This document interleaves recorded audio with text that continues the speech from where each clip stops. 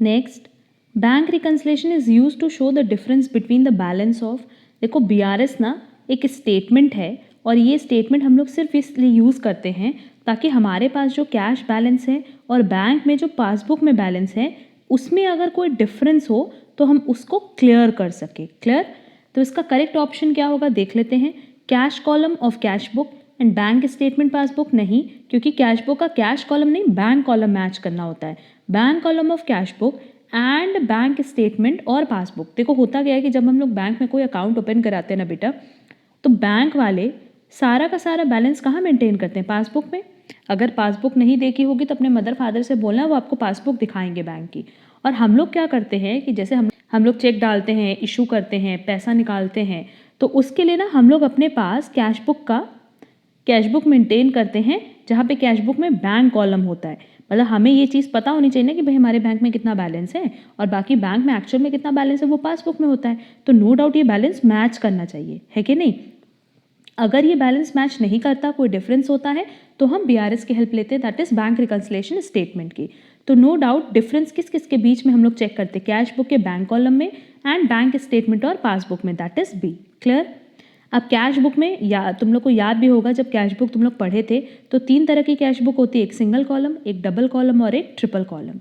तो सिंपली हम लोग इसमें कैश कॉलम भी बना सकते हैं, बैंक कॉलम भी बना सकते हैं और डिस्काउंट कॉलम भी। हम लोग को कौन से कॉलम से मतलब होता है? बैंक कॉलम से। कहाँ? जब हम लोग BRS की बात करते हैं। क्लियर? तो इसका करेक्ट आंसर क्या हो जाएगा बेटा? B। Next, debit balance as per cash book of B limited as on 31/3/2016 is 4,000, checks deposited but not cleared कितना दिया है? 200, checks issued but not presented 300, bank allowed interest 200, collected dividend 100 on behalf of B limited, balance as per passbook should be। Passbook का balance क्या होना चाहिए? देखो cash book से हमने शुरू किया है बेटा और नो डाउट हम लोग को कहाँ ख़त्म करना होता है? पासबुक पे ख़त्म करना होता है। इसका ये डेबिट बैलेंस है, ये क्रेडिट, ये डेबिट, ये क्रेडिट। ये डेबिट प्लस होता है, क्रेडिट माइनस, यहाँ क्रेडिट प्लस होता है, डेबिट माइनस, क्योंकि कैश बुक और पासबुक आपस में, पासबुक क्या है? कैश बुक का मिरर इमेज है। देखो यहाँ पे डेबिट बैलेंस है, मतलब हमारे पास बैंक में बैलेंस है कितना? 4,000 का।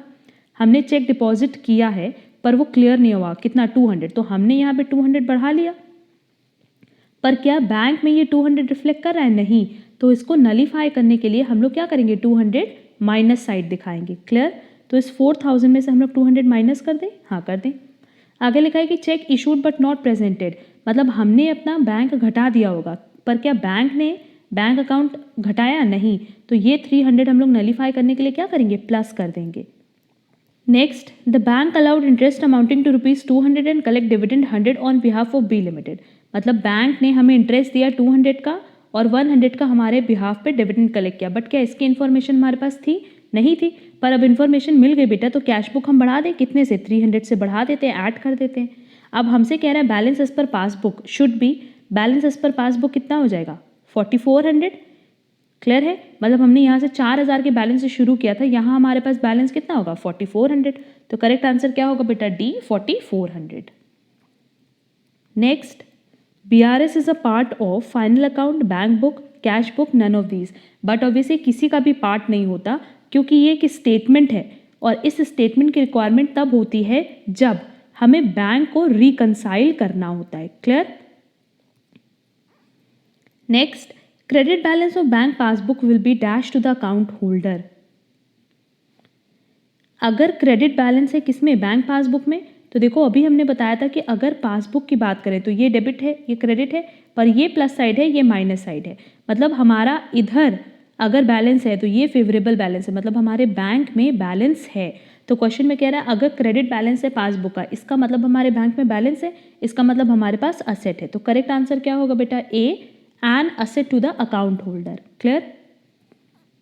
Next, overdraft balance as per cash book 9,000, cheque issued but not presented दिया हुआ है, cheque paid into bank account but not cleared दिया है, find the balance as per passbook. Same pattern पे क्वेश्चन होगा जैसे अभी हमने ऊपर बताया था, फिर भी हम तुम लोग के लिए सॉल्व कर देते हैं। ओवरड्राफ्ट बैलेंस क्या होता है बेटा? Negative balance. तो नेगेटिव बैलेंस कहाँ आएगा? 9,000 डेबिट साइड, क्रेडिट साइड, क्योंकि ये प्लस साइड है, ये माइनस साइड है। जब चेक इशू किया है बट प्रेजेंट नहीं हुआ, चेक हमने इशू किया, इसका मतलब हमने क्रेडिट में 300, 150 और 375 दिखाया होगा, बट क्या ये इधर शो हो रहा है? नहीं। तो इसको नलीफाई करने के लिए हम लोग इस साइड ले आएंगे, मतलब इस 9000 में जो माइनस साइड है उसमें ये तीनों फिगर, मतलब बेसिकली अगर ये प्लस माइनस देखो तो ये 9000 माइनस है और इसमें इन तीनों को हम लोग को क्या करना है? ऐड करना है। तो बेसिकली हम लोग कह सकते हैं कि इस 9000 में से 300 माइनस होगा, 150 माइनस होगा और 375 माइनस होगा। क्लियर? आगे लिखा है checks paid into bank but not yet cleared, मतलब हमने यहाँ 1200 दिखाया, बट क्या यहाँ 1200 दिखाया? नहीं दिखाया। तो इस 1200 को वापस नलीफाई करने के लिए हम इधर दिखाएंगे, मतलब इस 9000 में ऐड कर देंगे। बेसिकली होना 1200 माइनस है, बट इस 9000 में क्या करेंगे? ऐड करेंगे। तो यहाँ ऐड लिख दें 1200, बस 9000 प्लस 1200 माइनस इन तीनों को कर दो, तुम लोग का बैलेंस आ जाएगा। तो ये बैलेंस जो हमारा आ रहा है वो आएगा 9375, और ये 9375 कहाँ आएगा बेटा? पासबुक में इस साइड आएगा ना, क्योंकि जब ओपनिंग बैलेंस ये है और ये साइड ये भी देखो ज़्यादा भी आ रहा है, तो इधर का बैलेंस इधर ही शो होता है। तो करेक्ट आंसर क्या हो जाएगा? 9375 डेबिट, मतलब पासबुक में डेबिट बैलेंस है, मतलब क्या बैलेंस है? नेगेटिव बैलेंस है। Clear? Next, the cash book showed a credit balance of 10,000, but the passbook made up the same date revealed that a check of 2,000 has not been presented for payment and a check of 3,000 paid into account has not been cleared. The balance as per passbook will be, same pattern पे हमने ऊपर question solve करवाया है, तो इसका answer सिर्फ हम बता रहे हैं कि 11,000 आएगा। और ये क्वेश्चन आप एक बार खुद से प्रैक्टिस करना। अगर ये क्वेश्चन आपसे सॉल्व नहीं होगा तो कमेंट बॉक्स में कमेंट करके ज़रूर पूछना, हम आपको इसका सोल्यूशन बता देंगे। Next, A draws a bill on 1/4/2019 for ₹60,000 for 3 months. B accepted it on 8/4/2019. The bill was discounted on 2/5/2019 at the rate 2% per annum. The amount of discount will be, कितना amount discount का होगा देख लेते हैं। एक bill जो draw हुआ था 1/4/2019 को, बट वो एक्सेप्ट कब हुआ बेटा? 8/4/2019 को। 3 महीने का बिल था। अब बिल डिस्काउंट बेसिकली कब हो रहा है? 2/5/2019 को। तो इस डेट से लेके इस डेट तक कितना महीना बीता? 1 महीना बीता। ठीक। ऑन एन एवरेज अगर देखा जाए तो बैंक ने हमें जो 12% पेमेंट दी है वो कितने महीने पहले दिए बेटा? 2 मंथ्स पहले दी है। तो सिंपली हम लोग सिंपल कैलकुलेशन करने के लिए 60,000 इंटू 12%, और बैंक हमसे कितने महीने का फ़ायदा लेगी? 2 महीने का, क्योंकि उसने हमें पैसे 2 महीने पहले दिए हैं। तो इसको सॉल्व करने पे हमारे पास आंसर कितना आएगा? 1200। कि अगर हमने इस बिल को डिस्काउंट करा लिया 2/5/2019 को 12% पे, तो हमारा जो डिस्काउंट अमाउंट है वो कितना होगा? 1200। That is B. मतलब अगर हमें 60,000 मिलना था तो क्या हमें 60,000 मिलेगा? नहीं। इस 60,000 में से 1200 बैंक ले लेगा अपना डिस्काउंटिंग चार्जेस के नाम पे, और बाकी जो बैलेंस बचेगा दैट इज़ 58,800, उतना पैसा वो हमें पे करेगी। और ऐसा इसीलिए है क्योंकि 3 महीने का बिल है बेटा, और 3 महीने का बिल वो ऑलमोस्ट 1 महीना तो हमने बिता ही दिया था, और वो 2 महीने पहले हमें पैसा दे रही। तो जितने महीने पहले बैंक हमें पैसा देती है ना, उतने महीने का वो हमसे इंटरेस्ट चार्ज करती है। Clear? Next, a bill drawn and accepted for mutual help is known as but obvious accommodation bill. इसके बारे में तो हम सबको पता है कि अकोमोडेशन बिल एक ऐसा बिल होता है जो कि म्यूचुअल हेल्प के लिए बनता है। बेसिकली यहाँ हम लोग ट्रेडिंग नहीं करते गुड्स की, यहाँ हम लोग सीधे क्या करते हैं? एक दूसरे की हेल्प के लिए बिल को ड्रॉ करते हैं। Next, bill eight site means the instance eight विच। देखो, बिल एट साइट मतलब एक ऐसा बिल होता है ना बेटा जिसपे किसी भी तरह की कोई ड्यू डेट मेंशन नहीं होती है, और ये बेसिकली ऑन डिमांड होता है। मतलब जब बिल के लिए पेमेंट की डिमांड उठेगी तब बिल का पेमेंट होता है। क्लियर? तो ऑप्शन दिया, no time for payment is mentioned in the bill, but obvious yes. The payment is to be made on demand at any time, yes. The payment is made after a particular time, नहीं। After a particular time वाला यहाँ पे clause ही नहीं होता, क्योंकि ये eight sight है, और एट साइट मतलब बेसिकली ऑन डिमांड। तो करेक्ट आंसर क्या होगा बेटा? D, both A and B, जहाँ पे कोई टाइम मेंशन नहीं होता और पेमेंट हमेशा डिमांड पे होती है। Clear? Next, X draws a bill for ₹40,000 on Y, Y accepts it for 2 months. After 1 month, 1 महीने बाद, बी नहीं, यहाँ पे वाई होगा कि वाई ने बिल पेमेंट कर दिया, और वो भी 9% के according. Journal entry in the books of B नहीं, वाई विल बी। अब देखो वाई कौन है बेटा? बेसिकली यहाँ पे वाई वो है जिसको पेमेंट करनी है। अच्छा, तो यहाँ खुद सोचो कि अगर वाई ने 2 महीने का बिल 1 महीने पहले ही पे कर दिया, इस प्रोसेस को हम लोग कहते हैं बेटा रिटायरमेंट ऑफ अ बिल। मतलब जहाँ पे आपने ड्यू डेट के पहले ही पेमेंट कर दिया, तो जिसने मतलब जो पेमेंट कर रहा है, जो बायर है वो पहले पेमेंट कर रहा है, तो उसको इसका कुछ बेनिफिट चाहिए होगा in the form of rebate. Clear. और दूसरा एक प्रोसेस होता है रेन्युअल का, जहाँ वो ये कहता है कि भाई मेरे पास अभी पैसे नहीं है, तो आप बिल को रिन्यू करके फर्दर 2-3 महीने एक्सटेंड कर दो, और उस 2-3 मंथ्स के लिए जो आप एक्सटेंड करो उसके लिए आप मेरे से इंटरेस्ट चार्ज कर लेना। क्लियर। तो इसमें सिंपली कह रहा है कि वाई की बुक्स में क्या एंट्री होगी, वाई तो बिल पेबल खत्म करेगा, तो बिल पेबल अकाउंट डेबिट कितने से, 40,000 से, इसके बदले वो पेमेंट करेगा बेटा। अब वो पेमेंट कितने का करेगा, क्या 40,000 का करेगा, नहीं, 40,000 इंटू 9% इंटू, क्योंकि वो 1 महीने पहले पेमेंट कर रहा है तो 1 महीने का उसको बेनिफिट मिल रहा है, तो उसको कैलकुलेट करो, देखो कितना आ रहा है। ये डिस्काउंट की अमाउंट आ रही है 300 की, इसका मतलब उसको पेमेंट कितना करना पड़ेगा बेटा, सिर्फ 39,700, और बाकी उसको डिस्काउंट मिलेगा, या तुम लोग कह सकते हो कि उसको रिबेट मिलेगा, कितने का, 300 का। क्लियर। तो देखो ये आंसर हमारे पास ऑप्शन में दिया है डी में, bills payable account debit to discount to bank. Clear है, तो इसका करेक्ट आंसर होगा D. Next, for bills receivable endorsed earlier and then dishonoured the journal entry in the books of drawer will be. अब drawer मतलब जैसे मान लो ए और B था, बी ने ए को बिल दिया, ए ने क्या किया कि वो बिल जेड को इंडोर्स कर दिया। ठीक है, तो इंडोर्समेंट तो कर दिया, बट जब डिसऑनर होगा, क्या ए के पास बिल है, नहीं है। अब वो सिंपली क्या करेगा, देखो ए के लिए बी कौन था बेटा, समझना अच्छे से, ए के लिए बी कौन था, डेटर था, उसने अपने इस डेटर को डिक्रीज कर दिया था, क्योंकि उसने ये माना कि यहाँ से पैसा आ गया है। और ए के लिए जेड कौन था, क्रेडिटर, तो उसने अपनी एक लाइबिलिटी भी घटा दी थी, तो अब वो क्या करेगा, अपनी लाइबिलिटी को वापस बढ़ाएगा और असेट को वापस बढ़ाएगा, या इन शॉर्ट कह लो कि बी से पैसा लेके जेड को देगा, तो अपनी बुक्स में वो एंट्री करेगा बीस अकाउंट डेबिट टू जेड्स अकाउंट। क्लियर, मतलब drawee account debit to endorsee account. देखो हमारे पास ऑप्शन दिया है, या हम कह सकते हैं कि ऊपर जो हमारा असेट हम बढ़ा रहे हैं ना, तो debtor account debit to creditor account, ठीक, यही करेगा। तो देखो ये ऑप्शन हमारे पास दिया है ए में, debtor account debited and creditor account is credited. Clear है। Next, when del credere commission is paid bad debts will be borne by. अब देखो अगर कंसाइनमेंट की बात करें ना बेटा, तो याद रखना कंसाइनमेंट में 3 तरह का कमीशन होता है। पहला होता है ऑर्डिनरी कमीशन, दूसरा होता है डेल क्रेडिटर कमीशन, और तीसरा होता है हमारे पास overriding commission. Ordinary commission तो आप नॉर्मल सेल्स पे देते हो, डेल क्रेडिटर कमीशन कंसाइनर तब देता है जब आप क्रेडिट पे सेल करो, मतलब आपको क्रेडिट पे सेल करने के लिए डेल क्रेडिटर कमीशन मिलता है, मतलब आपको बैड डेट्स होगा उसकी रिकवरी के लिए वो आपको डेल क्रेडिटर कमीशन देते हैं। और ओवर राइडिंग कमीशन तब देते हैं जब आप इनवॉइस प्राइस के अबव गुड्स सेल करोगे। क्लियर। तो देखो हमारे पास कह रहा है कि अगर डेल क्रेडिटर कमीशन दिया गया तो उस केस में बैड डेट क्या कंसाइनर बॉन्ड करेगा, नहीं, कंसाइनी को बॉन्ड करना पड़ेगा, क्योंकि बैड डेट की रिकवरी के लिए ही तो डेल क्रेडिटर कमीशन मिल रहा है। तो करेक्ट आंसर क्या हो जाएगा बेटा, A. Next, Mr. X consigned goods costing 3 lakh to Mr. Y at cost plus 33 1/3%. 1/10 of the goods were lost in transit. Mr. Y sold 3/5 of the remaining goods at 10% above invoice price. Calculate the amount of sales. हमें सिर्फ क्या निकालना है बेटा, sales, और हमें किसी चीज़ से मतलब नहीं है। तो क्वेश्चन में क्या कह रहा है कि मिस्टर वाई ने 3/5 ऑफ द रिमेनिंग गुड्स बेचा। सबसे पहले हम लोग देख लेते हैं कि ये जो 3 लाख है इसको हम लोग कन्वर्ट कर लेते हैं इनवॉइस प्राइस पे। And what is invoice price, invoice price is equal to cost price plus profit. Clear. तो लेट्स से अगर हमारे पास कॉस्ट प्राइस 100 है तो 100 का 33 1/3 मतलब 33.3333% हो गया, मतलब 33.3333।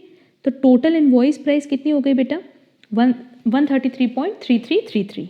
ठीक, डेसिमल के बाद हमेशा 4 डिजिट लेते हैं तो एग्जैक्ट आंसर आता है। अब देखो सिंपली हम लोग क्या करें कि इस 3 लाख को कन्वर्ट कर लें, ये 100% है, कॉस्ट प्राइस पे है, तो इसकी इनवॉइस प्राइस कितनी होगी, इसको अगर हम लोग इससे मल्टीप्लाई कर लें तो हमारे पास इनवॉइस प्राइस आ जाएगी बेटा, अगर हम लोग इसका 133.3333% निकाल लेंगे जो कि आएगी इक्विवेलेंट टू 4 लाख। क्लियर। अब देखो क्वेश्चन में कह रहा है कि जो 4 लाख है उसका 1/10 गुड्स तो लॉस हो गया। 1/10 मतलब कितना हो जाएगा बेटा, 40,000। तो इसका मतलब रिमेनिंग गुड्स कितना है, 4 लाख में से 40,000 माइनस करेंगे तो 3,60,000 बचेगा। ये इनवॉइस प्राइस पे है, इसका 3/5 गुड्स हमने बेचा। अब इसका 3/5 निकालो बेटा, देखो कितना आ रहा है, इसका जब हम लोग 3/5 निकालेंगे ना तो ये आएगा बेटा 2,16,000। बट ये 2,16,000 क्या इनवॉइस प्राइस है, और क्वेश्चन में कह रहा है कि जो रिमेनिंग गुड्स का 3/5 था उसको हमने अबव 10% ऑफ इनवॉइस प्राइस बेचा। इसका मतलब हमने इसको कितने परसेंट पे बेचा, 110% पे। तो बस इसका 110% निकाल लो, तुम लोग का आंसर आ जाएगा। इसका करेक्ट आंसर आएगा 2,37,600, that is B. Next, X sends out goods costing 2 lakh to Y at 50% above cost price. The goods are sold for rupees 4 lakh. Commission is payable at the rate 10% on sales plus 20% of excess of sales over invoice price. The amount of commission will be, अब देखो ये 10% किस पे दे रहा है, sales पे। इसका मतलब जो नॉर्मल सेल हुई है 4 लाख उस पे तो हमें 10% मिलेगा। अच्छा, मतलब 40,000 तो हमारा कंफर्म है। आगे क्वेश्चन में क्या कह रहा है बेटा, 20% और मिलेगा। क्यों? अगर आपने excess of sales over invoice price, मतलब इनवॉइस प्राइस से ज़्यादा पे जितना भी आपने गुड्स बेचा है उस पर आपको कितना मिलना है, 20%। अच्छा, अब देखो हमारे पास कॉस्ट प्राइस कितनी है बेटा, 2 लाख। क्वेश्चन में क्या कह रहा है कि कॉस्ट प्राइस से अबव 50% पे बेचा है, मतलब इनवॉइस प्राइस निकालने के लिए हम क्या करेंगे, 2 लाख का 150% कर देंगे। तो ये कितना आ जाएगा, 3 लाख। और 3 लाख को हमने सेल कितने पे किया है, क्योंकि पूरा सेल किया है 4 लाख। तो इसका मतलब जो 3 लाख की वैल्यू थी इनवॉइस प्राइस उसको हमने बेचा है मार्केट पे 4 लाख में। तो इन दोनों का डिफरेंस कितना हो गया, 1 लाख। 1 लाख कंसाइनर किसकी वजह से अर्न करा है, आपकी वजह से। तो इसका 20% भी आपको उसको देना है, जो कि कितना हो जाएगा, 20,000। तो ये 20,000 और ये 40,000, टोटल कमीशन आप उसको कितना दोगे, 60,000, that is C. Next, consignment account is, अब देखो कंसाइनमेंट अकाउंट नॉमिनल अकाउंट हम सबको पता है, रीजन बीइंग जैसा हमने पहले भी बताया कि इसका जो बैलेंस है वो क्या आता है, आइदर प्रॉफिट और लॉस। और जिस भी अकाउंट का बैलेंस प्रॉफिट लॉस आता है वो हमेशा क्या होता है, nominal account. Next, state which of the following statement is true. Memorandum joint venture account is prepare to find out profit on venture, ये तो करेक्ट है। Memorandum joint venture account is prepare to find out amount due from co venture, नहीं। Memorandum joint venture account is prepared when separate set of book is maintain, नहीं। जब separate set of book maintain नहीं होती तब बनता है memorandum joint venture account. And in memorandum joint venture account only one venture's transactions are recorded, no not at all. True पूछा है। अगर मेमोरेंडम जॉइंट वेंचर अकाउंट की बात करें बेटा तो ये हमेशा इसलिए बनाया जाता है ताकि वेंचर का कितना प्रॉफिट हुआ ये जान सके, क्लियर। और ये तभी बनाया जा सकता है, तभी बनाया जाता है जब सेपरेट सेट ऑफ बुक्स नहीं मेंटेन हो रही हो। तो करेक्ट आंसर क्या होगा बेटा, ए, क्योंकि हमसे ट्रू पूछा और बाकी 3 स्टेटमेंट गलत हैं। Next, can a minor be admitted into a joint venture. Can be admitted, can not be admitted. Can be admitted subject to the consent of the co venture और can be admitted for the benefit of minor. But obviously क्योंकि minor के benefit के लिए उनको तब add करते हैं बेटा जब पार्टनरशिप की बात होती है, ठीक। अगर मान लो एडमिटेड की बात होती तो वो किस केस में होता, कंसाइनमेंट के केस में। कंसाइनमेंट के केस में ना कोई फर्क नहीं होता, अगर आप चाहो तो आप अपने कंसाइनी को माइनर रख सकते हो, मतलब आप जिससे काम करा रहे हो वो माइनर हो सकता है। बट अगर जॉइंट वेंचर की बात करें तो जॉइंट वेंचर में सिर्फ तभी रखा जा सकता है जब को वेंचरर की परमिशन हो, मतलब को वेंचरर का कंसेंट हो, तभी हम माइनर को एडमिट कर सकते हैं। बट को वेंचर में हम माइनर को एडमिट नहीं कर सकते, that is can not be admitted, इसका करेक्ट आंसर होगा, clear. Next, in case of purchase of furniture in joint venture through joint bank account while separate set of books is maintained, which of the following entry is correct। अगर हम लोग मान लो separate set of books maintain कर रहे हैं तो उस केस में फर्नीचर जब भी परचेज करते बेटा तो but office furniture account debit होगा, और टू क्या होगा, जहाँ से खरीदा है that is joint bank account. तो इसमें तो एंट्री टफ नहीं है, करेक्ट आंसर क्या होगा, A, furniture account debit to joint bank account. वैसा ही हम लोग वैसे नॉर्मली भी तो करते हैं ना, वही एंट्री होगी, बस बैंक की जगह जॉइंट बैंक हो जाएगा, clear. Next, A and B entered into joint venture business. A purchased goods worth rupees 30,000 and B sold for 40,000. A is entitled to 1% commission on purchase and B is entitled to 5% commission on sales. The profit on venture to be shared by A and B is, simply देखो B ने कितने पे goods sold किया है बेटा, 40,000 पे। A ने goods खरीदा कितने का था, 30,000 का। तो 30,000 इस 40,000 में से जाएगा क्योंकि हमें बैलेंस निकालना है प्रॉफिट। A को कितना परसेंट कमीशन मिल रहा है, 1% कमीशन मिल रहा है कितने पे, परचेजेस पे। तो 30,000 का 1% हो गया 300, और बी को कमीशन मिला है 5% किस पे, सेल्स पे। तो सेल्स कितना है 40,000, इसका 5% कितना हो जाएगा बेटा 2,000। अल्टीमेटली ये 3 खर्चे हैं और ये एक इनकम है, तो हमारे पास टोटल हमारा प्रॉफिट कितना आया, प्रॉफिट आ रहा है 7,700। अब इस 7,700 को ए और बी में हम डिस्ट्रीब्यूट कर देंगे बेटा 3:2 के रेशियो में। तो जब हम लोग इसको डिस्ट्रीब्यूट करेंगे 3:2 के रेशियो में, एक को देंगे 3/5 और दूसरे को देंगे 2/5। तो ये कैलकुलेट करने पे आएगा बी 4620 एंड 3080। एक को मिलेगा 4620 और एक को मिलेगा 3080। अच्छा, ओवरऑल हमारा प्रॉफिट कितना आ रहा है 7700। तो फर्स्ट में तो वैसे भी 7700 नहीं आ रहा, लास्ट में भी जब टोटल करोगे तो देखो टोटल करने पे 6300 आ रहा है। इसका मतलब ये आंसर भी गलत है एंड सी भी गलत है क्योंकि 7500 आ रहा है। सिर्फ यही एक ऑप्शन है जिसमें हमारा टोटल आ रहा है 7700। तो करेक्ट आंसर होगा B. Next, A and B entered in a joint venture. A supplied goods worth rupees 60,000 and paid expenses 6,000. Y supplied goods worth rupees 14,000 and paid expenses 1,000. Y sold the goods for rupees 1 lakh and he is entitled to a commission of 5% on sales. Find the profit on joint venture. Again आपसे joint venture पे profit पूछा है, वैसे तो आप easily calculate कर सकते हो बट स्टिल हम बता देते हैं। हमने ओवरऑल गुड्स कितने का बेचा 1 लाख का। ए ने अपने पास से गुड्स दिया कितने का 60,000 का और उसने कितना खर्चा दिया है 6,000। तो सब इसमें से हम लोग को लेस करना होगा। वाई ने 14,000 का गुड्स सप्लाई किया है एंड वाई ने अपने पास से कितना खर्चा किया 1,000 का। इसके अलावा वाई को 5% सेल्स पे कमीशन मिलेगा, तो मतलब 1 लाख का 5% कितना हो जाएगा बेटा 5,000। बस सब माइनस कर दो क्योंकि अल्टीमेटली जॉइंट वेंचर मतलब अगर मान लो को वेंचरर्स ए है और वाई है, ये बी होगा, ए और बी है ना तो ये बी होगा। अब ए और बी कौन है, ये को वेंचरर है। भले ये लोग अपने पास से गुड्स सप्लाई करें बेटा बट जो जॉइंट वेंचर है ओवरऑल वो तो उनको रिटर्न करेगा ना। तो वो अगर रिटर्न करेगा तो इस 1 लाख की इनकम से रिटर्न करेगा। तो ओवरऑल इस वैल्यू में से ये सब सारे खर्चे माइनस कर दोगे तो तुम्हारा जो प्रॉफिट है वो आएगा B 14,000। Next, for goods distributed as free samples in the market the journal entry will be. अभी जो फ्री सैम्पल है ना बेटा it is a kind of advertisement. आप एडवर्टीजमेंट के लिए देखिए ना 2-2 रुपए की कई सारी क्रीम्स की पैकेट होती है, वो बेसिकली एक सैम्पल है, एडवर्टीजमेंट के लिए बनाई गई है क्योंकि आप पूरा का पूरा ट्यूब किसी को फ्री में नहीं दे सकते। तो आपने छोटे छोटे पैकेट्स बनाए होते हैं सैम्पल के लिए।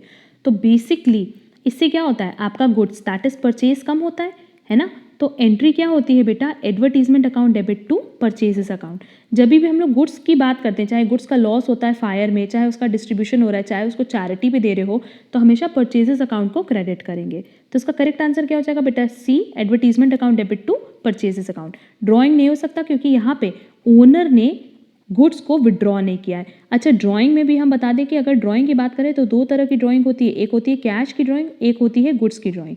अगर आप कैश का विड्रॉल कर रहे हो तो एंट्री क्या होती है simply drawing to cash, but अगर गुड्स का विड्रॉल कर रहे हो तो ड्राइंग टू परचेजेस। क्लियर है। Next, at the time of finalization of final accounts of financial statements bad debts written off are to be transfer to. जो bad debts written off हुआ है वो कहाँ ट्रांसफर करते हैं but obvious profit and loss account में, that is D. Next, general manager gets 6% commission on net profit after charging such commission.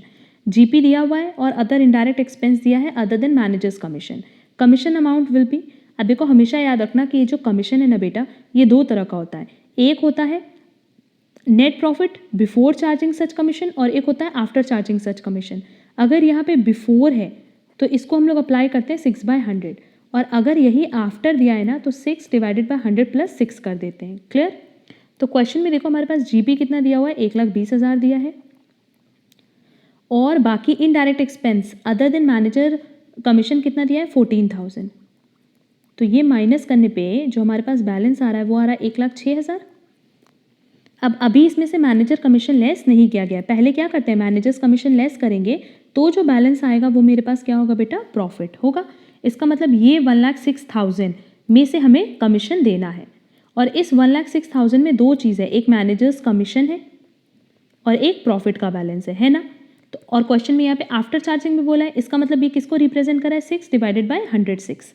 मतलब ये जो ओवरऑल वैल्यू है इसमें कमीशन भी है और प्रॉफिट भी है। तो उसको सॉल्व करने पे जो हमारा बैलेंस आएगा वो आएगा 6,000। इसका मतलब कमीशन का अमाउंट कितना होगा बेटा A 6,000। Next, discount receive 2,000, provision for discount on creditor 3,200। It is desired to make a provision of 2,200 on creditors. Find out the amount to be transfer to PL account. कोई दिक्कत नहीं है, सीधे हम लोग क्या करेंगे प्रोविजन अकाउंट बनाएंगे। बट क्या ये प्रोविजन डेटर्स पे है? नहीं, क्रेडिटर्स पे है। और क्रेडिटर्स अगर हमें डिस्काउंट देंगे ना बेटा, तो ये हमारे लिए इनकम होगी, हमारा प्रॉफिट होगा, हमारा असेट होगा, कह सकते हैं हमारा असेट होगा। क्लियर? तो देखो इसका जो ओपनिंग बैलेंस है प्रोविजन का कितना है? 3200। और असेट का ओपनिंग बैलेंस हमेशा कहाँ होता है? डेबिट में। डिस्काउंट ड्यूरिंग द टाइम कितना रिसीव किए? 2000। तो बाई डिस्काउंट रिसीव 2000। इसके अलावा हमें प्रोविजन कितना और बनाना है? 2200। मतलब हमारा क्लोजिंग बैलेंस कितना होगा बेटा? 2200 का। तो पीएल में कितना ट्रांसफर करेंगे प्रोविजन? देख लेते हैं। जितना बैलेंस आएगा, इधर आ रहा है 4200, तो इधर भी 4200 आना चाहिए। इसका मतलब 1000 हम लोग ट्रांसफर करेंगे कहाँ? पीएल में। तो उसका करेक्ट आंसर क्या होगा? ए 1000। क्लियर है? और वैसे भी अगर देखा जाए तो हमारा जो प्रोविजन की एंट्री होगी वो क्या होगी? Provision for creditor to PL account. PL account में मतलब जैसे पीएल अगर बनाओगे तो बाई साइड आएगा ना। क्यों बाई साइड आएगा? क्योंकि हमारे लिए इनकम है। क्लियर? डेटर्स की तरह नहीं। डेटर्स अगर होता तो वो हमारा एक्सपेंस होता, तब वो हमारा डेबिट में आता। तो ये चीज़ याद रखना, तुम लोग यहाँ पे डेटर और क्रेडिटर में कंफ्यूज हो जाते हो। Next, amount receive from debtor which was earlier return off as bad debt is debited to cash account and credited to. देखो हम इसकी पूरी एंट्री बता देते हैं कि जब अगर मान लो एक्स और वाई है, एक्स ने उधार पे गुड्स बेचा वाई को, तो एक्स अपनी बुक्स में एंट्री क्या करेगा? वाई टू सेल्स करेगा। 10,000 से लेस से कर रहा है। अब इफ इन केस मान लो वाई ने बोला कि हम 1000 तो दे देंगे, बाकी 9000 हम नहीं दे पाएंगे, तो वो अपनी बुक में एंट्री करेगा cash account debit bad debt account debit to Y. Y से 10,000 मिलना था, 9000 मिला, 1000 नहीं मिला। क्लियर? तो ये बैड डेट क्या हुआ? पैसा डूब गया। अगले साल अगर मान लो वाई कहता है कि चलो इस 1000 में से हम आपको 500 रुपये दे देते हैं, तो एंट्री ना बेटा, पैसा तो हमारे पास आ रहा है एक्स के पास, तो वो कैश अकाउंट डेबिट करेगा। एक्स क्या करेगा? कैश अकाउंट को डेबिट करेगा। बट क्या यहाँ पे टू बैड डेट लिखेगा? नहीं। अकाउंट्स का एक सबसे बड़ा रूल होता है। क्या रूल होता है? कि हम कभी भी खर्चे को और इनकम को नेट ऑफ नहीं कर सकते। याद रखना, खर्चे को और इनकम को हम नेट ऑफ नहीं कर सकते, मतलब हम इक्वल नहीं कर सकते। तो यहाँ पे हम बैड डेट नहीं लिख करके बैड डेट रिकवर्ड लिखते हैं। क्या लिखते हैं बेटा? Bad debt recovered. क्लियर? तो cash account debit and credited to bad debt recovered account. तुम लोग हमेशा देखते हो यहाँ पे लिखा रहता है टू डिस्काउंट, यहाँ पे भी लिखा रहता है बाई डिस्काउंट। क्यों? क्योंकि ये डिस्काउंट अलाउड है जो हमारा खर्चा है, और ये डिस्काउंट रिसीव्ड है जो हमारी इनकम है। क्यों हम इसको नेट ऑफ नहीं करते? क्यों? क्योंकि अकाउंट्स का ये रूल है। Next, subscription received in advance is, अगर एडवांस है बेटा तो ये हमारी लाइबिलिटी है, और यही अगर आउटस्टैंडिंग होता तो हमारे पास असेट हो जाता। तो करेक्ट आंसर होगा बी। अगर ये देखा जाए तो नॉन प्रॉफिट ऑर्गेनाइजेशन का क्वेश्चन है, और नॉन प्रॉफिट ऑर्गेनाइजेशन ना बेटा हम बहुत ज़्यादा डिटेल डिस्कशन कर चुके हैं। पूरा कॉन्सेप्ट हमने अपलोड किया हुआ है। सारी classes related to non profit organisation आपको हमारे यूट्यूब चैनल पे मिल जाएगी, और इसकी लिंक हम आपको डिस्क्रिप्शन बॉक्स में प्रोवाइड कर देंगे। हम आपको यही सजेस्ट करेंगे कि आप एनपीओ के सारे कॉन्सेप्ट की क्लैरिटी ले लो, सो दैट जो भी क्वेश्चन आपको एनपीओ पे मिलेगा वो बहुत ही ईजिली आपसे सॉल्व हो जाएगा। Next, accrued subscription is, again accrued subscription की बात कर रहा है। देखो ये रिसीव्ड इन एडवांस था, और अक्रूड मतलब आउटस्टैंडिंग, तो ये क्या हो जाएगा बेटा? Asset. Next, income and expenditure account is prepared under, अगर इनकम एक्सपेंडिचर की बात करें तो ये बिल्कुल वैसे बनता है जैसे पीएल अकाउंट बनता है। तो नो डाउट ये कैसे बनेगा? On accrual basis, that is a. Next, receipt and payment account is prepared under, receipt and payment अगर बात करें तो ये कैश अकाउंट के इक्विवेलेंट होता है। ये सब हमने अपने कॉन्सेप्ट क्लैरिटी क्लास में बताया हुआ है, इसलिए हम इसका डिटेल डिस्कशन नहीं कर रहे हैं। तो अगर ये कैश अकाउंट के बेसिस पे बनता है तो नो डाउट ये कैश बेसिस पे बनेगा। जब पैसा आएगा तो हम उसको डेबिट करेंगे, जब पैसा जाएगा तो हम उसको क्रेडिट करेंगे। Clear? Next, donation not receive from any specific purpose is transfer to, अगर हमने किसी स्पेसिफिक पर्पस के लिए डोनेशन नहीं रिसीव किया है, ठीक, एंड क्वेश्चन साइलेंट है, तो हम उसको क्या मानते हैं बेटा? जनरल। और अगर हम उसको जर्नल की तरह ट्रीट करेंगे तो हम कहाँ दिखाएंगे? इनकम एंड एक्सपेंडिचर अकाउंट में। बट अगर मान लो क्वेश्चन में बोला होता कि जो डोनेशन है वो रिसीव हो रहा है किसी स्पेसिफिक पर्पस के लिए, तब हम उसको दिखाते capital fund, that is balance sheet में। तो देखो यहाँ पे आज का हमारा ये डिस्कशन कंप्लीट होता है। ये क्वेश्चंस बहुत इंपॉर्टेंट है CMA foundation, BCom entrance and MCom entrance के पॉइंट ऑफ व्यू से। आप किसी भी यूनिवर्सिटी के एंट्रेंस की बात करो बीकॉम एमकॉम से रिलेटेड, ये सारे क्वेश्चंस बहुत इंपॉर्टेंट है फाइनेंशियल अकाउंटिंग के लिए। अगर आज की क्लास में कहीं पे भी कोई प्रॉब्लम होगी तो आप कमेंट बॉक्स में कमेंट करके ज़रूर पूछना। MCQs की बहुत सारी ये MCQs की सीरीज़ हम अपनी अपलोड करते रहेंगे टाइम टू टाइम, एंड सिर्फ फाइनेंशियल अकाउंटिंग पे ही नहीं बल्कि बाकी अदर सब्जेक्ट्स जो आपके बीकॉम और एमकॉम से रिलेटेड हैं उस पे भी हम क्लासेस अपलोड करेंगे। तो आप हमारे चैनल को सब्सक्राइब ज़रूर कर लीजिएगा सो दैट आपको अगला जो भी MCQs का क्लास हम अपलोड करें उसकी नोटिफिकेशन आपको मिल जाए। आप बेल आइकन भी प्रेस कर दीजिएगा। एंड अगर आज की क्लास में कहीं पे भी कोई प्रॉब्लम होगी तो आप कमेंट बॉक्स में कमेंट करके ज़रूर पूछना। आज के लिए बस इतना। Thank you so much.